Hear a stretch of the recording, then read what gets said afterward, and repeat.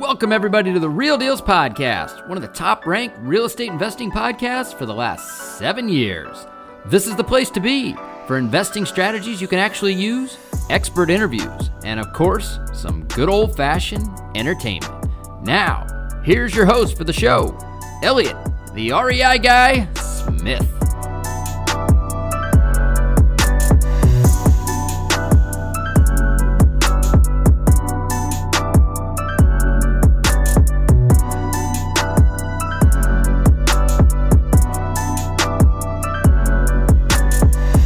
What's going on, Real Dealz podcast listeners? We are back at you with show 362.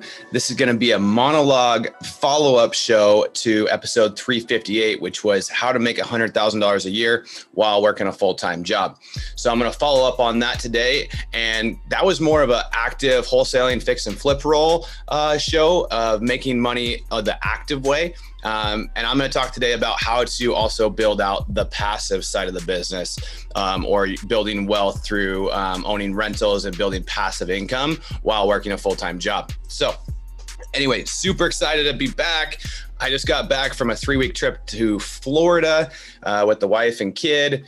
My parents were also in Key West with us for 8 days. So we went to Miami, Key West, Naples, Sarasota, and then Orlando. And we did a ton of fun stuff. Naples probably had the best sand and best beach I've ever been to. And I've been to a lot of them. We've been to Southeast Asia. We've been to Europe. We've been to Maui, all the Hawaiian islands. And Naples probably had the best beach I've ever been to. Just soft, fluffy. I actually wanted to play in it. Most times I hate the sand. So really enjoyed that. Then when we were heading back, we went to Sarasota to hang out with some friends. And I noticed that there was the PGA Tour golf tournament. The Bay Hill Invitational was playing in Orlando. And I'm like, hey, Chrissy, I want to go see this. So I bought a ticket on Sunday. We ended up getting out of town a little late. So I got to go see the last two and a half hours. Got to see a couple of guys that I've watched on TV all the time. And that was really cool. So this trip was really one of the turning point in a lot of things where it's like there was a culmination of a lot of hard work that we put in over the years. But we were able to do a lot of things and we didn't have to worry about money. If we wanted to go out to a nice dinner, we went out to a nice dinner. If we wanted to go scuba diving, we went scuba diving. If we wanted to rent a boat, we rented a boat. If I wanted to go to the golf tournament, I went to the golf tournament. We went to Disney World for 3 days. It was just really cool. Now, it wasn't some extravagant, 4 seasons vacation. We stayed in Airbnbs and just regular places, but it was nice to be able to do that. It took a few years to get there, but so it is possible to live that life. Also, it wasn't like a full-on vacation because I worked while I was there. I can work 95% of my stuff from my cell phone and a laptop. 2 days I had to do Zoom meetings. We had a lot of people interested in the show, interested in the call center after our Bigger Pockets shows that we did. Cole did one on, I think it was 444. And then Tucker and I did one, which we played here, I think last week or the week before, with the business podcast with Jay Scott and Carol Scott. So my schedule's booked. I have like 45, 50 calls that I got to do in the next month. So I hit some of those. But then throughout the days that I wasn't doing Zooms, I was able to just work on my phone. I would answer calls, do emails. I locked up a deal. Actually, when we got into the Fort Lauderdale airport, I locked up a deal and signed it out while still in the airport with a $23,000 assignment fee. Pretty freaking excited about that. So I was like, shit, this pays for a whole trip right here. So that was pretty cool. Then, now we're back home and we're back to real life. Went to the gym this morning, kicked my butt. Haven't been to the gym for 2.5 weeks. Definitely need to get back, but I was actually excited to get back there. I woke up early. I'm never early to the gym. Got there early, about 15 minutes early, got warmed up, went after it. And I'm like, oh, then I left a little early because I was so sore and tired.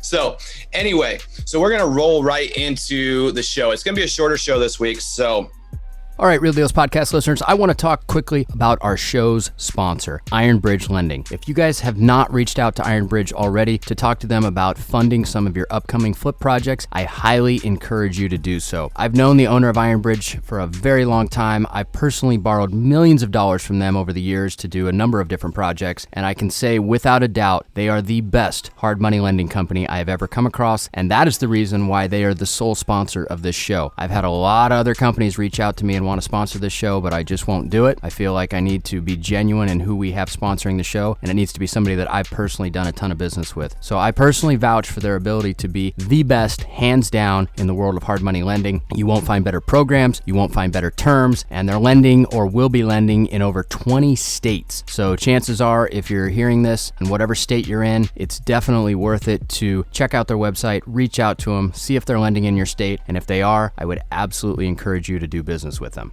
Another very cool thing to note is that they have a program for most rehabs where you can actually borrow up to 90% of the purchase price. Now, this is given the fact that you are actually buying a deal, which if you're listening to the show, that means you probably are. But if you have an actual deal on the table, they'll fund up to 90% of your purchase price, and they'll even give you rehab funds on top of that, which means that it only takes 10% down to get into a project, which is unbelievable in the hard money world. So do yourself a favor, reach out to Iron Bridge Lending, have a conversation with them, see if they're a good fit for you and for your next project. I can guarantee you that you'll be happy that you did. I'm going to talk about how to build wealth through real estate while working a full-time job. So if you don't know my story, I'll give a little bit of a backstory. When Christy and I were dating, we dated long distance. I was in Vancouver, Washington, Salem, Oregon, Moses Lake, moving all over. She was in Tri-Cities. So we did 3 years of basically all long distance dating. Then we got engaged, and Franz actually created a spot for me in Tri-Cities. Well, I didn't like it. We were there for about 8-9 months, and I didn't like it. I didn't like my boss. They had made me a supervisor, but they had a supervisor that was gone. And then when he came back, there was 3 supervisors, which was probably too many. And since it was a union deal, they kind of said him and I had to share the work van and all that stuff. And I'm like, I'm not freaking doing that. I'm better than this guy. I'm better than you guys. I probably should have my boss's job. I'm not going to share it. So I started talking to the people in Portland and ended up getting a little bit of a promotion in Portland. Christy and I moved. But at that time, she had bought her first house at 20. She was making $15 an hour, bought a house at, $97,000, fixed it up. She did a house hack before she knew the term house hack. She fixed it up, had a girlfriend live with her, and she basically lived rent free. And that was, before it was house hacking, she was doing that. So we were contemplating, do we sell this? We could sell it probably at the time for $135. Do we sell it or do we keep it as a rental? And my dad said, keep it as a rental. Don't sell it. So we're like, okay. So we rented it out to this young couple and their baby. And we probably wouldn't pick them again if we were doing it again, but it worked. They were fine. They paid their rent. And then we moved to Vancouver and bought a new house for like $210,000. Nice house. Chrissy found it. We went up there one day, made an offer. We looked at a couple houses. That was the house. Bought that. But then the next year, we're like, hey, we really like this rental thing because the rental in Richland was working really well. We're like, let's go buy another house because we can go 5% down FHA. Let's go buy another house and we'll turn the second house that we owned in Vancouver into a rental. So we went basically a year later, same agents, looked around for like 2 days. Didn't even really look that much. Saw these houses, this house in East Vancouver, and we went and made them an offer, bought it for $235. It was like a 2,200 square foot, like 2-story, cookie cutter, small lot, like 6,000 square foot lot in East Vancouver. Well, since then we have sold the first house we bought in Vancouver, but then we still have that second one. Now it's worth like $440 and it rents for $2,100 a month. And we just refied it. We're still at like $200,000 what we owe on it. And so we just refied it and our payment's like $1,200, taxes and insurance and all in. So pretty freaking awesome. So we still got that one and we got a ton of equity. So before then, for some reason, we ended up moving back into that first house that we had bought in Vancouver. But that was when we were doing real estate and we were trying to buy, like we started doing wholesaling and things like that. So we kind of took our eye off of the rental game at that point because we were doing more active wholesale stuff. If I would have known what I know now, I would have kept a lot of the stuff I wholesaled off. And then we ended up moving back to Tri-Cities. And then just the last couple of years, we started buying more rentals. So how do you get there? If you're working a full-time job and you're making good income and you have some money saved, this is really going to be kind of the show. The last show was how to make some money to save it and get some money built up in your account. So you can do this. But if you're already there and you want to go build wealth, but you still want to keep your job, this is how we should do it. So most people are just going to say, oh, I'm going to go buy things off the MLS, or there's a duplex on the MLS. This looks good. I see people all the time. They pay these prices for these properties and they're like, wow, my mortgage is $1,200 and my rent's going to be $1,400. This is going to be fantastic. Well, they forget that there's capital expenses, there's repairs. If you lose a month of rent, you're screwed, you're upside down. There's so many factors that go into it. But in this type of market environment, you are not going to find a good flip on the MLS in most markets, and the rentals are not going to be that great. And so I also hear a lot of people say that, well, I'm going to go buy a property as a flip, but if it doesn't work out as a flip, I'll just turn it into a rental. And that's how we used to think. I had a good buddy of mine that has quite a few rentals tell me, and he's been doing fix and flips for the last 20 years. He made a comment to me one time. He's like, Elliot, I look at that opposite. The really good deals that I have a ton of equity in, I actually keep those as rentals and I flip the other ones, because on the really good equity deals, I'm actually going to pay a ton of taxes.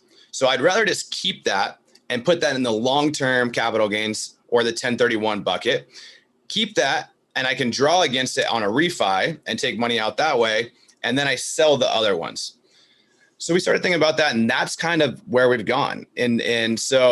But how do you get there?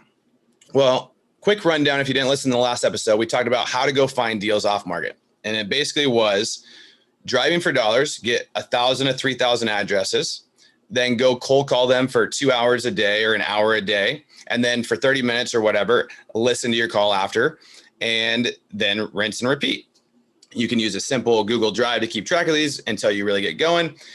So what you're doing is you're just calling people, and you're calling like you're a normal Joe, because that's what you are, whether Joe or, Josie.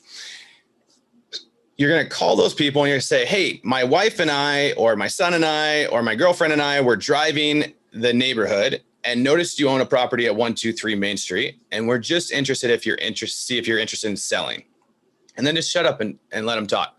And I equate this a lot like you're trying to sell something on eBay, on Craigslist, or buy something on Craigslist. Just have a normal conversation. It's different because it's a bigger asset, but don't get all stressed out about that, because at the end of the day, you don't know what they're going to say. Just go make a new friend. And if you buy a house in the process, you're good. So instead of going and doing driving for dollars, because if you're working a full-time job, and where we're going to go with this is we're probably not going to want to find the huge fixers. You're going to want find some that maybe aren't like brand new, that need some work, but maybe they're just dated and things like that, but they're financeable. So you can go to your local title company, you can come to us, you can go to a list provider, and you're going to pull a list of 2 to 4 units. And so this is really going to work well if you're willing to go live in the property, if you don't have a ton of money, so you can live in the property for a year, fix it, get it rented, and then go find another one. If you do have enough for a 25% down payment, you can stay in your home and do it this way as well. So you're going to pull a list of 2 to 4 units, and you're going to call them just the same as you would call the driving for dollars leads we talked about in the last show. And you're going to say, hey, Mr. Seller, I was driving the neighborhood and I noticed you had a property, a duplex or a fourplex or a triplex at X. Just wondering if you're interested in selling. I can guarantee you there is a lot of people that are interested in selling right now, especially in blue states. Red states still have had the eviction moratorium to a certain extent, but I guarantee there's people in those duplexes and fourplexes that aren't paying rent. In Washington State, they can get rid of the tenants if they're selling the property. And so I would say that would be pretty common. So if they can't evict them for non-payment, they can evict them because they're selling property now. So you go to Mr. Seller and you say, all right, Mr. Seller, I want to buy this property. And so let's agree on a price. And when you're trying to figure out a price, you want to figure out, okay, what's it renting for currently? What could it rent for? How much work does it take to get there? Do you have the money or the ability to do that much work?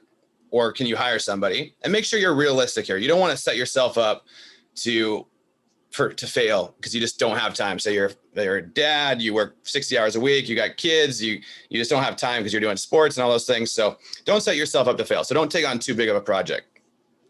So you want to know those things, and then you want to start figuring out, okay, I'm going to do 8% for property management. Even though you probably want to property manage it yourself, always plan for it in case something happens. 8% for property management. You got your taxes and you got your insurance. Then you also want to put maybe 5% for vacancy. If it's a single family, I'm going to plan for 1 month at least for vacancy, because unless I'm buying it vacant and things like that, but I'm going to plan for 1 month because there's a good chance you might turn it over once a year. So if that happens, 1 month of vacancy.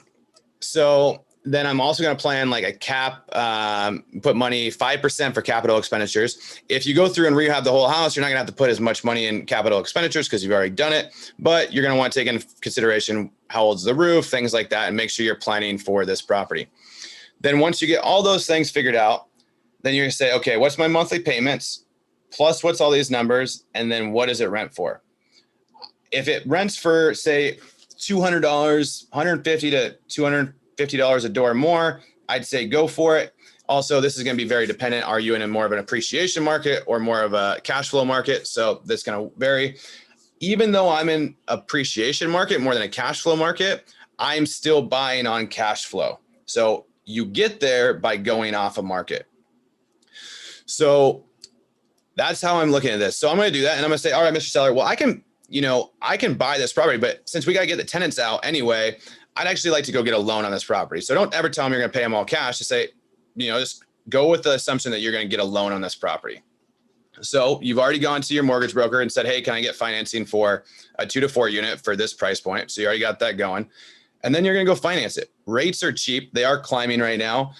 We got the last 2 duplexes we did. One was a refi, no cash out. So rate and term, we got 3% 30 year. We did a cash out refi and it was 3.25%. I think rates are going to probably be about 25 to 50 basis points higher right now, which that means anywhere from 3.25 to 3.75 maybe. And rates are going up because the 10-year bond, treasury bonds are going up.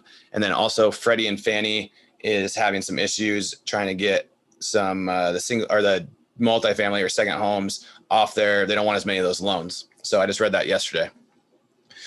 So that's what we're going to do. And if you live in the property if you're going to plan on living in the property, so you can live in the one side that probably needs more work, you can live and fix it up and then rent the other side. And then when you're getting ready to move out and go buy another one a year, then you can rent that side and then you can have that side rented and then go buy another one. And so if you can do that once every year, every 2 years, in the next 5 to 10 years, you're going to have 5 to 10 properties. So, and if you don't keep refining them out and pulling cash out of them, in 30 years, you have those paid off, or you pay them off faster because you have extra money now, you start paying them off faster.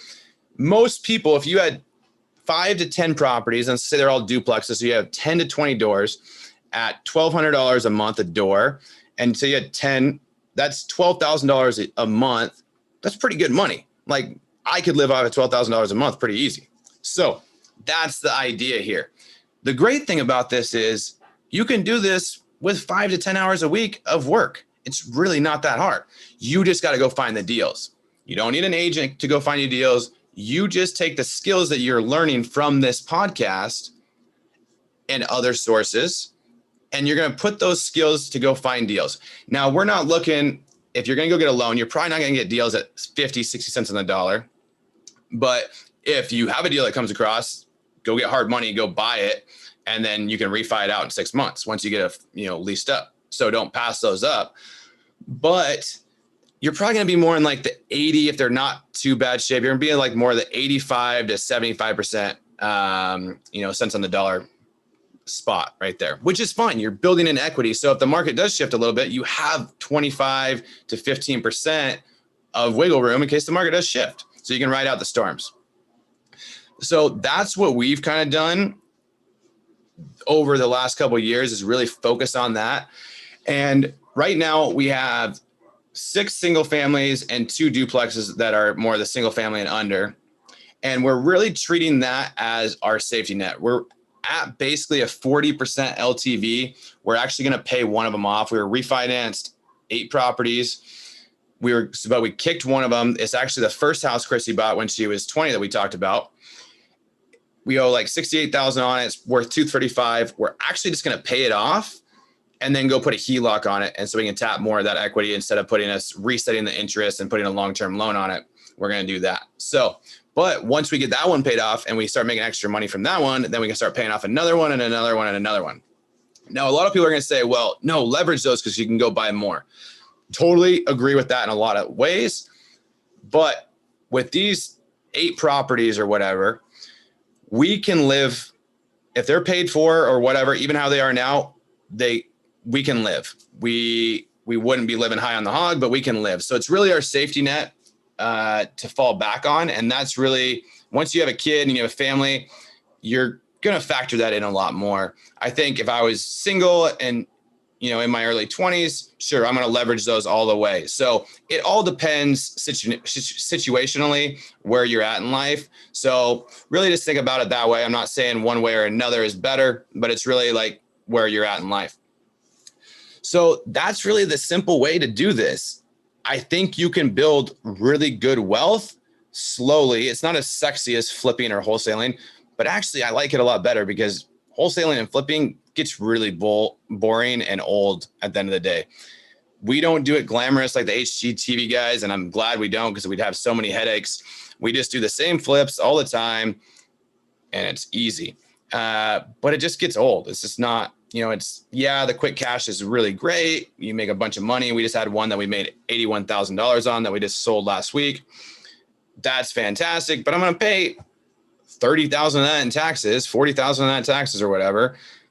It's a lot of work to go pay the government a bunch of money, where if I would have kept that as a rental, I'd probably done pretty well. But it was just a difference where we needed some cash. We wanted to put cash back in the business because we bought a bunch of rentals and we were also buying that 24 unit and things like that. So anyway. All right. Well, anyway, that's what I kind of got for you guys today.